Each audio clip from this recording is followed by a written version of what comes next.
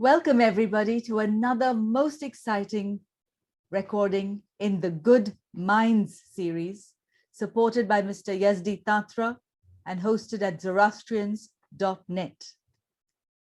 Today is very close to the Muqtad time, and we have with us Ervad Dr.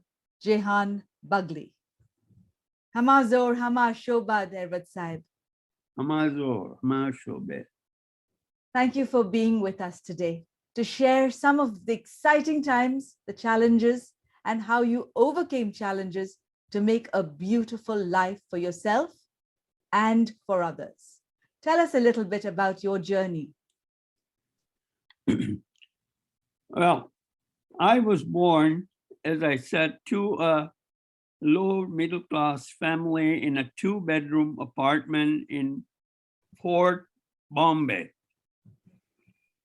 And I studied through my school. I was at the JSPB institution at Hornby Road. And that's where I finished my schooling. And then I started at the university. And after I finished my BS with chemistry and botany, I wanted to go for master's, but I then also applied to for a BSc Tech, which is in the pharmaceuticals and fine chemicals, where I was accepted. So I attended the University Department of Chemical Technology. That's where I finished my BSc Tech. And after finishing my BSc Tech, I was fortunate to be able to receive the J.N. Tata Endowment Scholarship to go to London, England, where I did my doctorate at the London School of Pharmacy, which took 1952 to 1955. You didn't tell us that you actually stood first in your BSc Tech.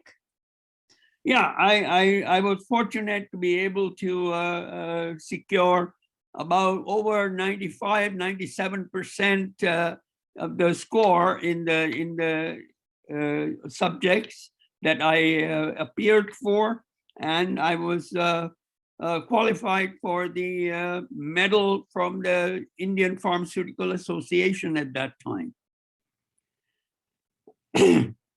Anyway, those things helped me, of course, receive the J.N. Tata Scholarship.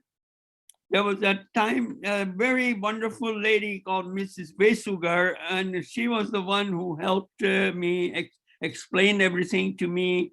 And I sort of embarked on a journey from Mumbai to London on an Italian ship. I forget the name of the company now, but we slowly, there were a few other Zoroastrian students also on the ship, going to one to Edinburgh and one to another place in England. And so it was nice traveling with them. We all ended up in Genoa, and from there we took a train and went across the channel, finally ending up in London, England. And that's where I started my studies at the London School of Pharmacy in 1952. And that took about 3 years for the doctorate. As a matter of fact, I also, when I was at London School of Pharmacy, there, because of the space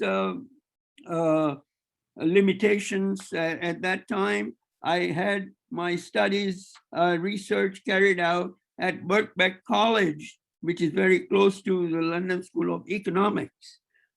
And then I attended some of the courses at Birkbeck College, which was at that time very well-known scientist, Derek Barton, a Nobel laureate, who I was fortunate to attend and meet at that time. And I attending his courses and learning from them. Anyway, when I finished my doctorate, I was at a point where I had to think what I should be doing, and I wanted to do some postdoctoral studies in United States. So I wrote to a professor at Harvard, and I waited to hear from him, and I never heard from him. But I heard from a professor at Johns Hopkins. And that professor told me from the Johns Hopkins Medical School, actually, that he had a position open and that I could work. And I wondered, I never wrote to the person at Johns Hopkins, and how did he know about it? But anyway, I later found out that the professor at Johns Hopkins was a past student of the professor I had written to Harvard. And he obviously must passed on my application or letter to him, and that's how the whole thing happened. It's amazing how things happen to you, which you are sort of destined for, and that you have no control over, and yet it happens.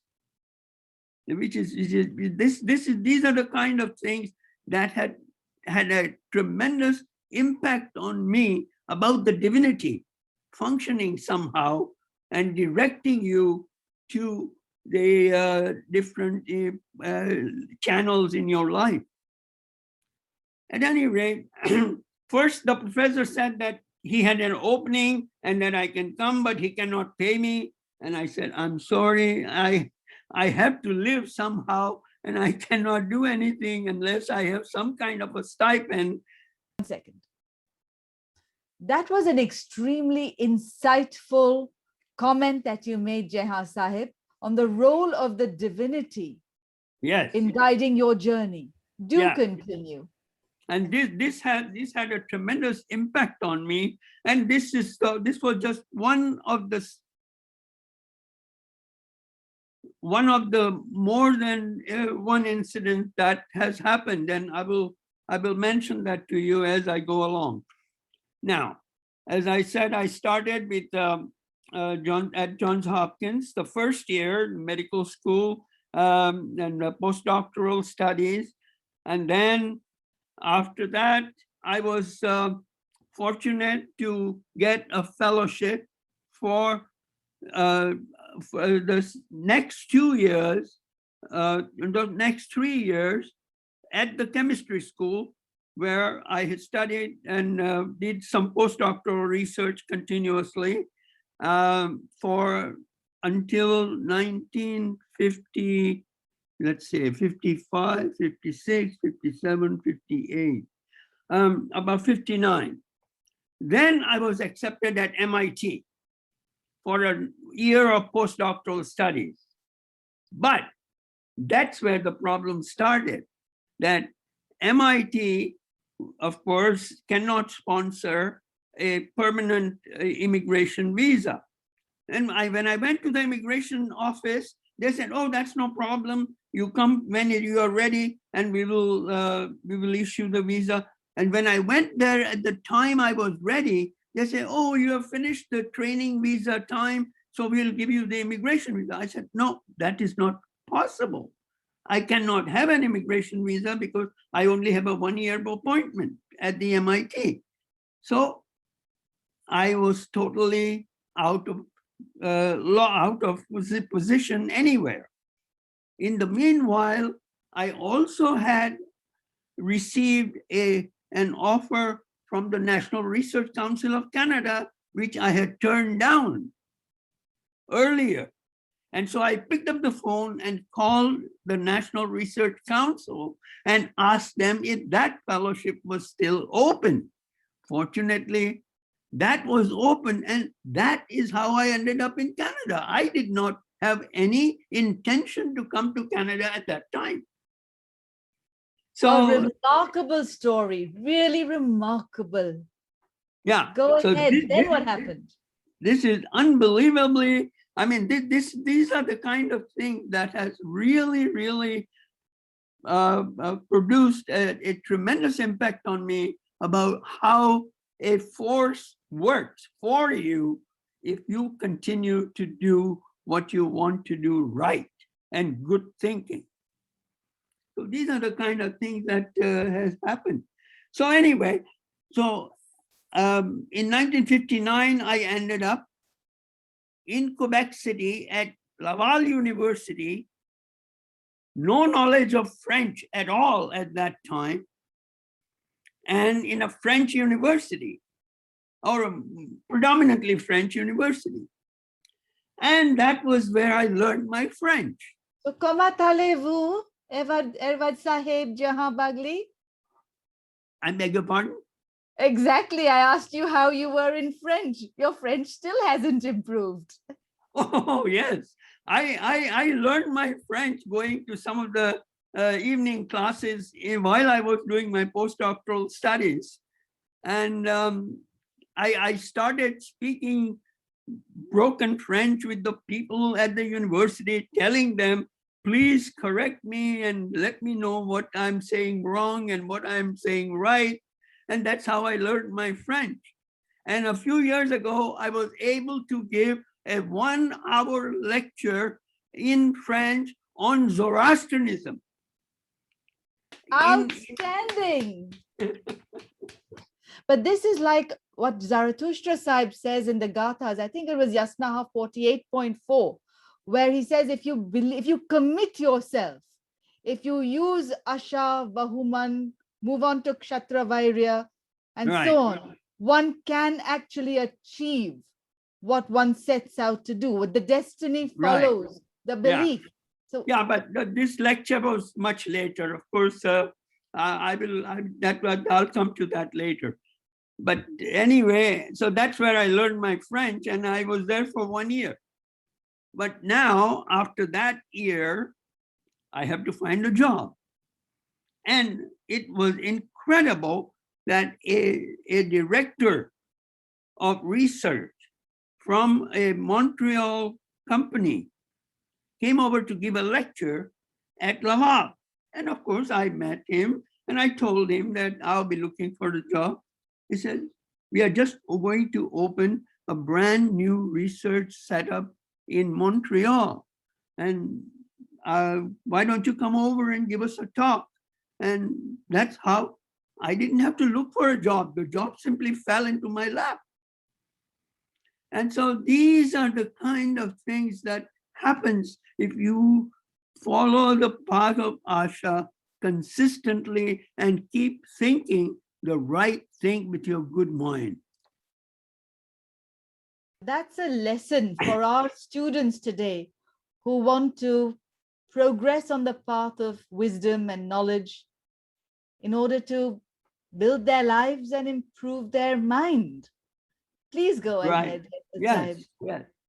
So when my fellowship at Laval terminated, we simply moved to Montreal and started my research profession in Montreal at Ayrest Laboratories in a brand new research setup.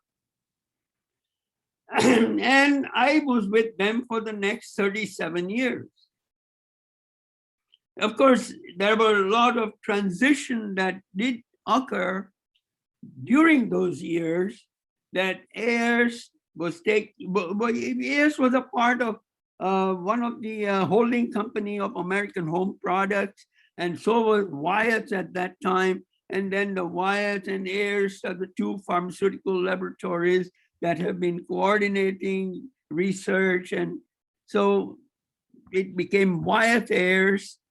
And in the meanwhile, I also was seeing at other places a possible higher position, the research director's position, which I had a company in Massachusetts, in Hopkinton, Massachusetts, was interested. So I went there, and of course, Ayrest at that time was unaware of these things, what I was doing, and I was communicating with them and talking to them.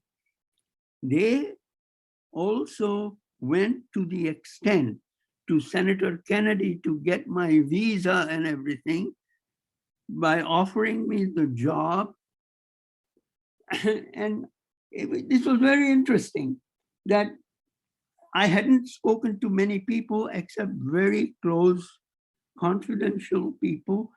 And some of them said that, you know, Jehan, you may not be very happy going there because they were not too impressed with the company. And I had a sort of to make a choice myself. We had a family conference and we decided that we will take the plunge and do it. Okay, so everything was going there. And about, by the way, this company in Hopkinton, Massachusetts was a small company that belonged to a French company in France, in Paris. And I also went to Paris, met the president there, and all that happened while I was working at Ayrest and research, very confidentially. And about a few weeks before, I get a phone call from Massachusetts saying that we had a meeting with the directors and we will not be needing your services. Can you imagine that we had a contract, written contract? They went to the senator, and finally, and I did that against the warning of my confidential friends, and they suddenly broke off the thing. You know, it's unbelievable that I wanted to go and something did not want me to go there. And so I said, well, I simply continued at Ayrest. A year later, Ayrest decided to move to United States, very close to their corporate offices. And out of the 350 research people at that time, they chose 35 people to go with them. And the rest were all laid off. And I was fortunate to be one of them, of course. And we ended up in the United States once again for the next 17 years. And that was in Princeton, Princeton, New Jersey. So it is unbelievable how things have happened that I had no control over, and yet they were all for the good of my life. And the good of the community, if I may add, because the community has, of course, benefited phenomenally by your wisdom, by your contributions, by your entrepreneurial spirit. You've been the founding editor of 2 journals, I think. You've guided the course of the community through the ages. And you're also one of the most eloquent speakers that the community has. See, whatever I have done, I was guided by. You know, we always say that there is a Fravashi, that guiding spirit. That is what is doing it. I am not doing it. It is the Fravashi that is guiding me to do whatever I have done. That is something that we have to recognize in a daily, day-to-day life of our actions and thinking, that you are simply the agency that follows the guidance of the divine that's within.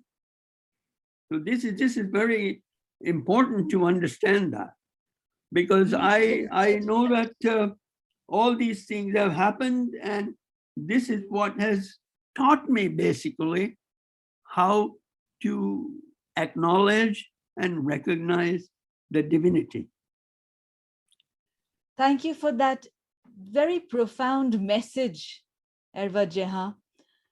Tell us, how did this then lead to you becoming the founding editor of Gavashni, the editor of FEZANA? Oh, Yes, Did yes, that yes. also play a role in that part of your journey with the community?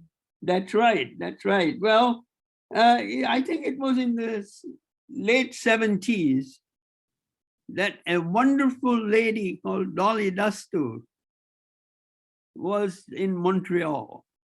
And I think it was her influence and her, not pressure, but persuasion that she wanted me to get at.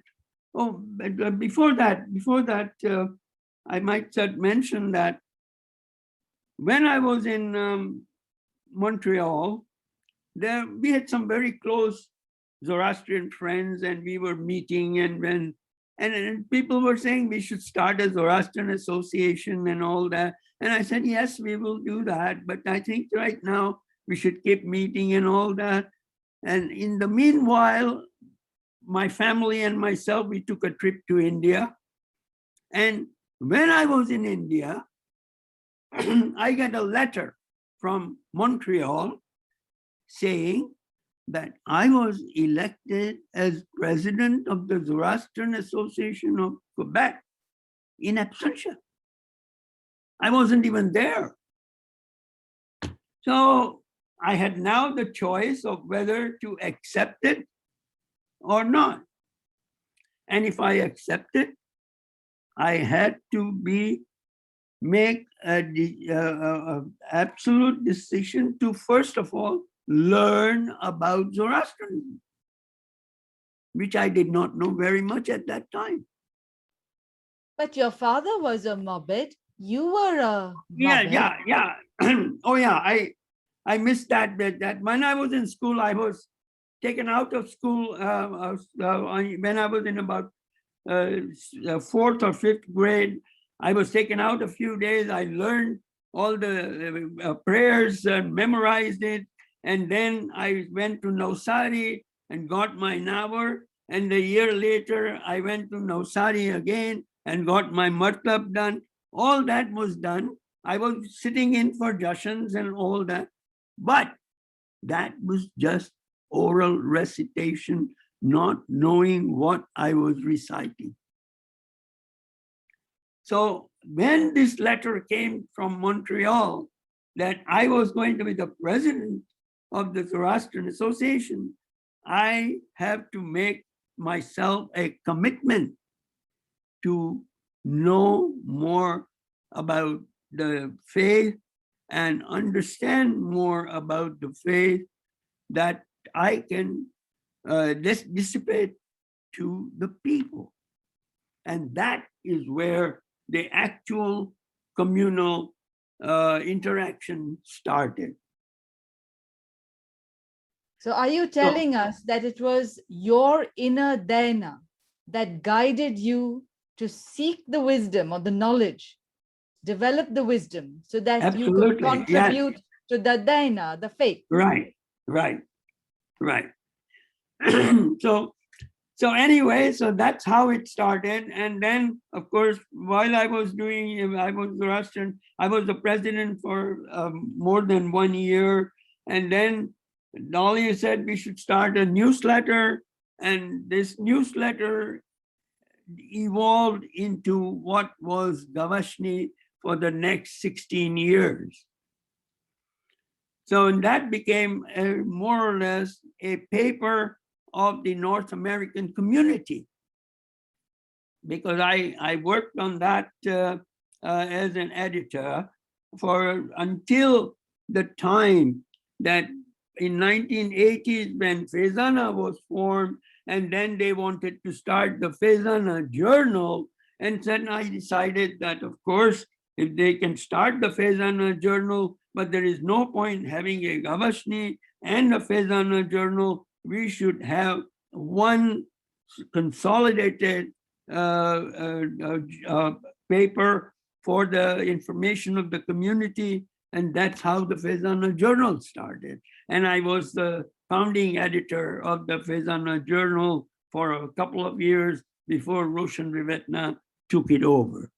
So what you're now saying is that by putting Gavashni aside and building the FEZANA journal, you were able to draw the community together in one readership of a single journal rather than dividing the community. That is correct. Which is a remarkable point that you've just brought about. So you've talked about the proactive spirit, you've talked about the divine intervention, you've talked about listening to people, so the Yasnaha 30.2 in action.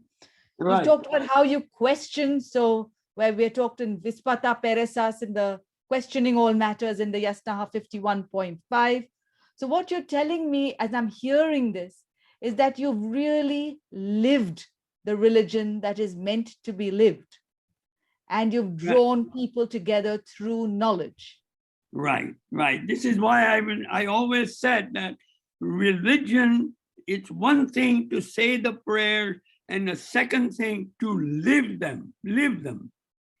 And I think that is much more important, which I already pointed out in the talk that we had for Bahumata earlier about the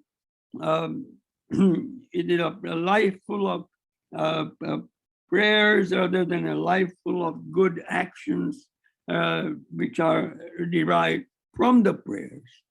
So that's very important, to live the religion more than just to say the prayers and not live it, which is totally meaningless. So I think that is how the whole thing started, and how I got into the communal affairs. Most exciting. Most I beg your exciting. pardon?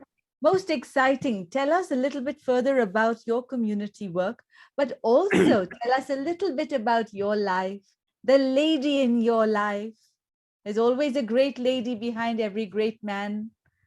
Tell us a little bit about that later on. Yeah, but then of course, I started this, Gavashni was going, and that's how I got involved with the, and I had to get some assistance from people in Toronto at that time, who were one lady, Sabar Patel, who was there, and she was helping me with proofreading and editing and things of that nature. And this went on, and when FEZANA was formed, of course, they wanted me to get into the FEZANA at that time. And we were already at that time in the process of, again, moving from Canada to the States. Yeah, because the heirs decided to move their research to the States, which I mentioned earlier. And so I did not want to get involved at that time. And then we ended up in Princeton, New Jersey. And I continued with the Gavashni from Princeton, New Jersey for the time that we were there. And by that time, the FEZANA was formed. And I was not really involved in FEZANA, but then I was participating with the community in New Jersey and New York. Of course, I was a member, we were a member of Zoroastrian Association of New York, and we were a member of Zoroastrian Association of New Jersey, Pennsylvania, and all that. And we continued with the community, giving talks and lectures and things of that nature. And let's see, at that point,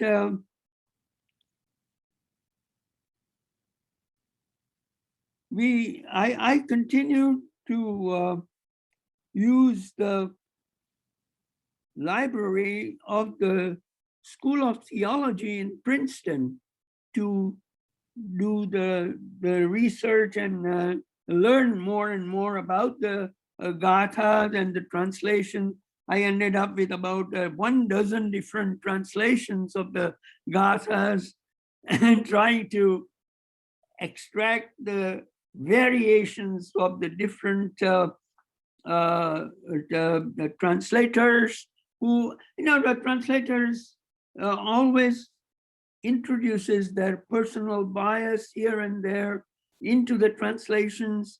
And you see that Insler would say one thing, Ali Jaffri would say another thing, and Dinsha Irani would say something different. So this was very interesting. So I was continuously trying to learn the thinking of the prophet within the songs that he had composed.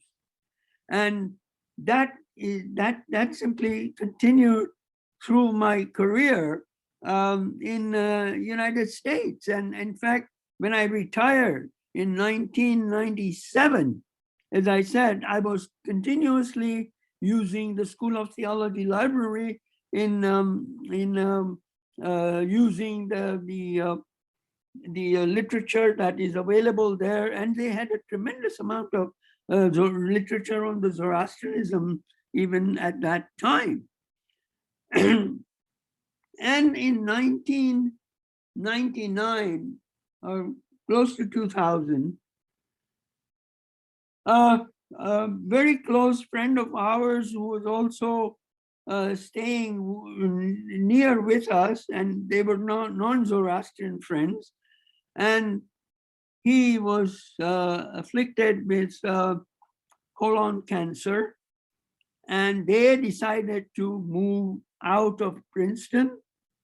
And my wife said, if they go, I go. And so, by that time, both of our children, my daughter and my son was already, he was at McGill. He finished his MD at McGill, and he was doing his postdoctoral studies at Harvard for about 8 years. He was there, and he did his pediatric, specializing in pediatric urology at Harvard Medical School, and went over for fellowship to Seattle. So he was kind of moving around in the States. And by the way, he was a born American. He was born in Baltimore when I was doing my postdoctoral studies. So he had no problem with the visa or anything. And my daughter, who was born in Montreal, simply decided she never wanted to go to the United States because she was a true Canadian in the family, and she just refused. So she ended up in Toronto. And then when my son finished his fellowship, he had an offer from the States and from Toronto Children's Hospital, and he wanted to do research. And he refused the offer because more lucrative in the States, and came to Toronto. So we had 2 children in Toronto, and my wife here wanting to leave Princeton. Where do we go? That's how we ended up in Toronto in the year 2000. So, and that was another thing that, thank God that we moved, because in 2004, my lovely daughter was afflicted with cancer, and we lost her in 2004. And so in 2000 and 2000, those 4 years were pretty stressful and traumatic to go through that. And of course, my wife was the only caregiver at that time to her. And of course, she was married to a Scottish boy. They were living in a house in Toronto. And we went through some very difficult time at that time. And finally, we lost her, as I said, in 2004. And that is where we simply continued. And let me see now, in 2000, when we moved to Toronto, we actually lived in a town called Mississauga in a house, but then we were too far away from where my children lived who were in Toronto. So in 2007, we decided to move closer to my son and my daughter. And now we are in a condominium in Toronto since 2007. But what really struck me, the first email that you ever replied to me for last times, I think it was Kordadsa last year, you included her name in that greeting, and you Oh, mentioned that the spirit of yes, your daughter was her with you all. spirits of my daughter is always with us, and all my wishes that go out with the wishes of the spirit of my daughter also.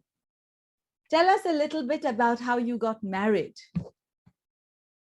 Well, in 1956, when I think I took a maiden journey to India, and of course, I was 28 at that time, and people, elderly people, they obviously want you to get married. So I kept an open mind, and I said, okay, we'll see. It was very interesting that my mother, she used to go to astrologers sometimes and find out. And it was interesting that she had a note written by one of these astrologers saying that if this boy does not get married when he is here, he will not be marrying a Zoroastrian. And that was very intriguing because that was my thought. And I don't know, I was really astonished to see that note written the way it was. It was as if the person was reading my mind. And anyway, so when I was there, you know, I had some my Fuiji. They used to live at near Marine Line Station, and I visited them. And there were, of course, the neighbors know each other, and say, "Oh yeah, we have a nice girl, and we will get you together." And so they arranged a meeting of with their neighbors. When I was in India, and I went, and the neighbors were very nice. Neighbor, of course, were the parents of my wife. And so that's when they had we had that evening of tea, and that's when they met, and I met my wife to be, and somehow the one individual I met, and we kind of had a courtship for about a week or 10 days, and already there was a date for marriage set up. So what is Auntie's name, and how did you make up your mind so quickly? Were you always so decisive? Well, as Or was far Auntie just very magical? we went out for a few days together, and we had talked, and I found her very pleasant individual, and that I guess the destiny drove me to decide that this was the right thing to do, and it happened. And she was the principal of a school at that time. She left her job, and the school was founded by her father. What is Auntie's name? What is Auntie's name? Imperial School at that time, it was called. Anyway, and then after her father passed away, she took over, and then she ended up teaching there, and then she became principal. And at that time, she was the only person who was looking after the school. So she had to sort of abdicate those responsibilities. And she also decided that she would like to come with me. And this is how the marriage was set up, and regular ceremony was all done. And that we then came over to, and at that time we came over to Johns Hopkins University, because that was the year when I had still the postdoctoral fellowships there in the School of Chemistry. So anyway, so this is how we got married. So welcome back to our section with one of the most enlightened minds of the Zoroastrian community, and somebody who's had such a beautiful, illustrious career, both within the community and Mabadi, as a teacher and as a scientist. Today is the 4th of August, 2021, and I'm Karishma with my mummy Jaru. And we've just heard from Ervad Sahib Jehan Bagli, Dr. Jehan Bagli, on his wedding in India. Right. Ervad Sahib, tell us how you then brought Auntie back to the States after she gave up her job as a principal of the school. Right. And then we both came over to Baltimore, Maryland, where I was still continuing my postdoctoral studies. And my son Darius was born there in Baltimore.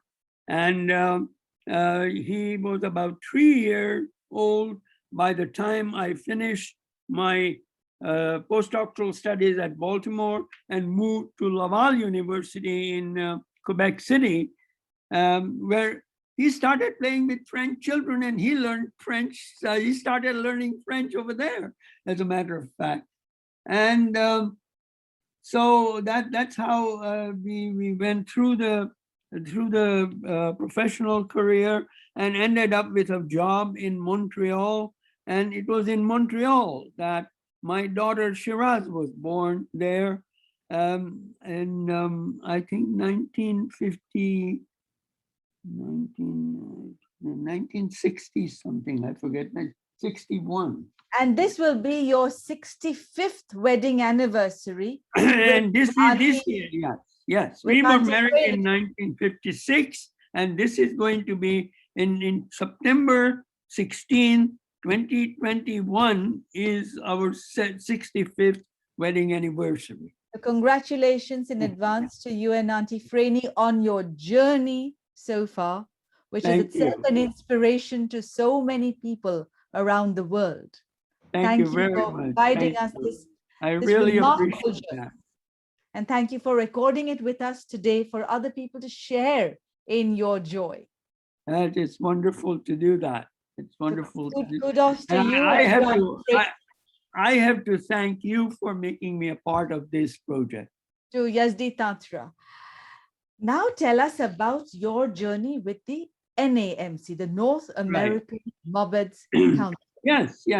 This was very interesting. Let me think back a little at how I got myself with NAMC. North American Mobed Council was formed around 1983, roughly. It was it's about the same time as, very close to the formation of FEZANA, actually. And it was, again, its origin comes from Toronto, a person, Kobad Zarolia. He was one of the instrumental individual, together with Nozer Kotwal, who have become a very good friend, who are all very, very good friends of ours now. And since then, actually, that the North American Mobed Council, first there was a group of Mobeds in Toronto meeting, and then Kobad was the one who wanted to initiate a more national organization, and that North American Mobed Council was formed, and I think he was the initiating president at that, founding president rather, at that time. And then, of course, after this went on for a while, and we were meeting off and on. And then I think it was in no, it must be 2000 something, that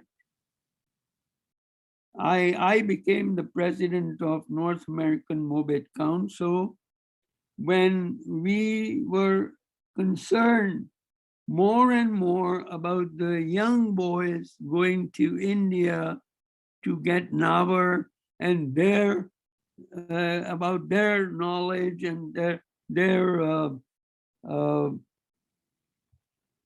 future of how they would deal with the community. And so we started having some sort of meetings with them, training them because once when they get Navar and Martab, they still don't have any knowledge of how to perform a jashan or how to perform outer liturgical ceremonies such as Naujot or wedding. And we had to train these people over here in North America. And at that point, the other thing that came to us in North America, into our mind, was what is going to happen as the time goes by, when the older Mobeds who have actually had training in India are gone, and that the shortage of Mobeds basically in North America. And so we decided to start a program of Mobediars. And it was at that time that we initiated this program, that any Zoroastrian who is interested to learn and serve the community by doing certain outer liturgical ceremonies. And of course, there will be limited amount of things that they can do, but not everything that the Mobed can do. So we initiated the program of Mobediar at that time. And that was in, I would say, early of 21st century. I cannot pin down the date of the when the Mobediar program was started. So we had a curriculum made up, and then we were had to have Mobeds training the Mobediar to teach them as to how certain prayers and everything, and how to perform the ceremonies of the particularly the obsequies and things like that, so that they can help out the community in the areas where there are no Mobeds. And that program caught on to the point that people were so much interested that there were people interested in the areas where there were Mobeds already. And so we had to now limit this thing a little bit and have the respective association make a decision whether they need a Mobediar or not. And so this program has undergone its own variations. And today, of course, the program has a very properly organized sort of, I would say, the program is now, the NAMC has actually revised the curriculum and laid down certain conditions where the people can become a Mobediar. And few years after I started the program of the Mobediar, several ladies started asking me, why can't ladies become a Mobediar? And this point was brought to me, and I put this across at the NAMC meeting to convince some of the elderly Mobids that there is no reason why a lady can also become a Mobidyar. And of course, they question what happens to the time that lady is not sort of in her monthly period. And I said, that is all we have to make them understand, that at that point, they do not perform any ritual ceremonies or activities of the Mobidyar, and until they are through with that particular time and all that sort of thing.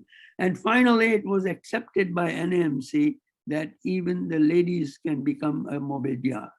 So what you're saying is that the importance of ritual purity and spiritual purity was given due consideration. Absolutely. While we may not completely, well, I may not completely agree with this whole process in its entirety, I'll leave that aside for the rest of this discussion and focus on Yasnaha 30.2, which says, Paramaze Yongo, before each great event. We need to make this, so what does it say? Paramaze Yongo Baudanto. So Ammaine Zazdeyai Baudanto Paiti. So the learning must be applied before each great event. In other words, in that circumstance. You wanted to say something, Mami? Yes, there is no question of predicting one's menstrual cycle. Sometimes you predict it and it does not come. Sometimes you predict it and it comes much before. So how do you say that a person must not go when the person is expecting a menstrual cycle? I mean, this is not fair really to all the other priests. So that is one you cannot predict. Sometimes it comes very much before, and to the surprise of that person, the person has got it while performing the ceremony or doing the prayers. Right. So you're now applying the 51.5 back to the situation and saying Vispata Peresas Ashachitacha Gamvidat. Questioning all matters for the sake of Asha and the progress. Okay. So if this is the time we are having this discussion, go ahead, Ervad Sahib. What is your answer? Go on. Well, I think that, particularly, I think that the person should be aware of the fact that she is not expected to perform any religious rituals under the situation. And as far as its initiation, I think that if this is something that is beyond the control, and I think that we have to simply, the important thing is that she has to be aware of it, that she should either accept or reject any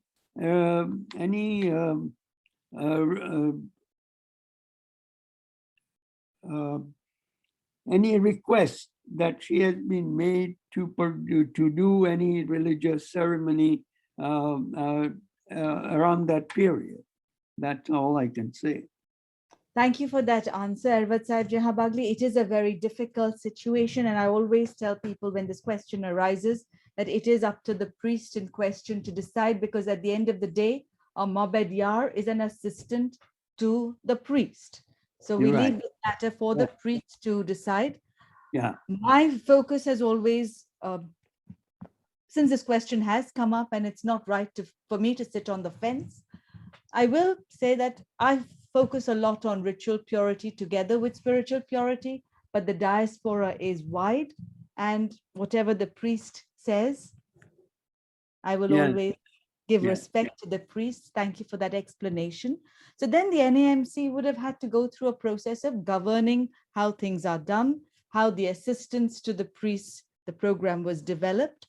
And then you also continued this forward and established a way of training, which is in itself a huge journey to be undertaken.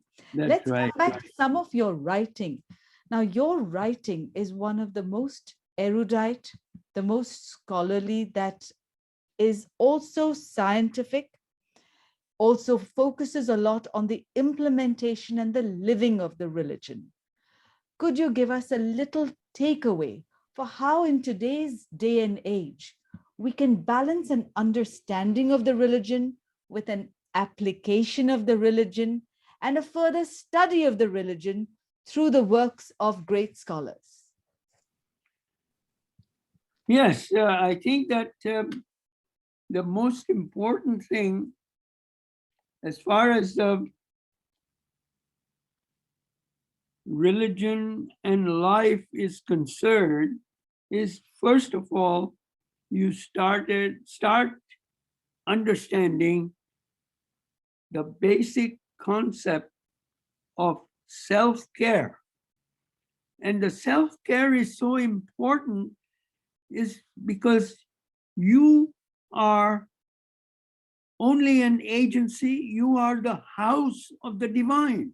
When you say that you have Gavashni within you, you are actually the house of the divine. And that has to be kept clean and pure at all times.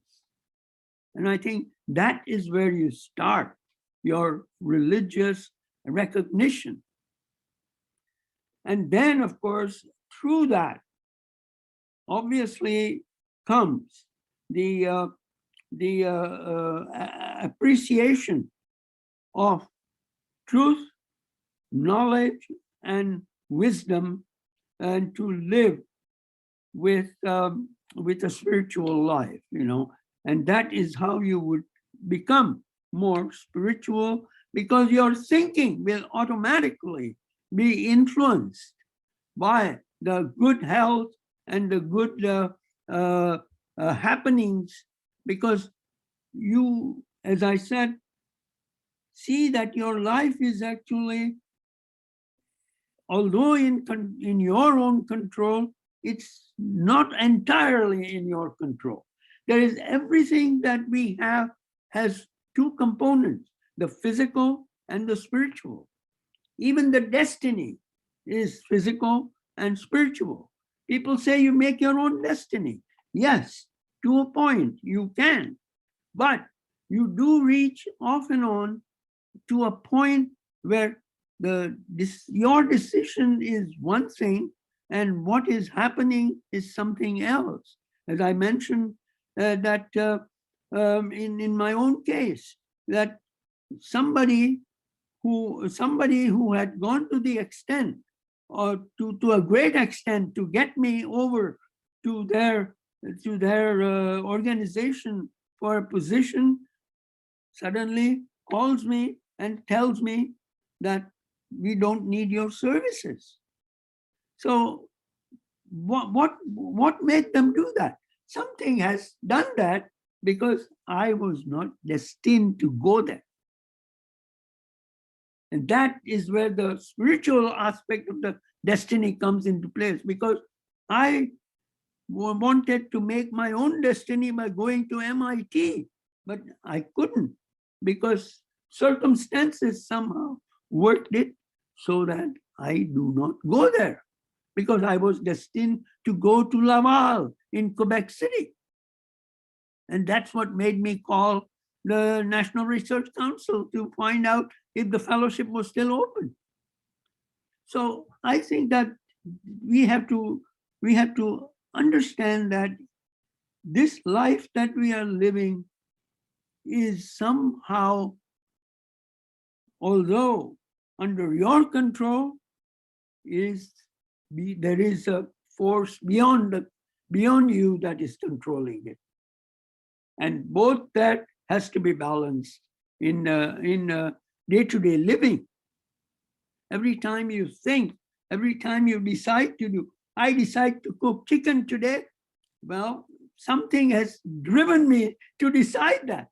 It's not me, but that recognition that you are doing it, and don't this way you are fighting the ego off. The personal ego has to be eliminated by doing that. And that is only when you recognize that there is something beyond you that is working with or through you. Thank you very much, Ervad Sahib, Dr. Jehan Bagli, for giving us that beautiful synthesis, which brings the memory of the Yasnaha 47.1 to my mind, at least at this moment in time, where we talk about Spenta Mainu, where Zarathustra says, Nemo ve gata ashonish, Spenta Mainu, Vahishtacha, Mananga, Hacha Ashat, Shotnacha, Vachangacha. Yeah. So, yes. owing to best thought, word, and deed, inspired by Spenta Mainu, Right. Ammaidan Murvatat, Ameratat, Mazdao, Kshatra Armaiti Ahuro. So the consequence of Spenta Mainu, the six Amesha Spentas, Mazda, gives us that Shatra Vairya, that desired strength to lead us through life. What are your final takeaway words for us, the younger generation, and how we can include the younger generation in the development of the community in the future? What are your guiding words for the younger community today? Right. What would you say to the young people who want to contribute to the community? How can they go ahead and do so? Oh, I think once again that they have to somehow develop a recognition and acknowledgement of the fact that they are guided by the spiritual force that is within them. And it is that force that is really guiding them through life. That is the most important thing. May I express our deepest gratitude to you, to Freni Auntie, to your son Darius, and the Fravashi and soul of your daughter Shiraz, for all the time you have spent, not just today, but over the decades. Thank you very much, Ervad Sahib. I express my gratitude to Zoroastrians.net that will carry this journey and the story, and to Mr. Yazdi Tantra, through whose good Vahuman this program is seeing the light of day. Thank you. Thank you very much. I really appreciate you making me a part of this program. I really appreciate that. Thank you for all you are doing and you are continuing to do. Thank you. And good night. May you have a long, healthy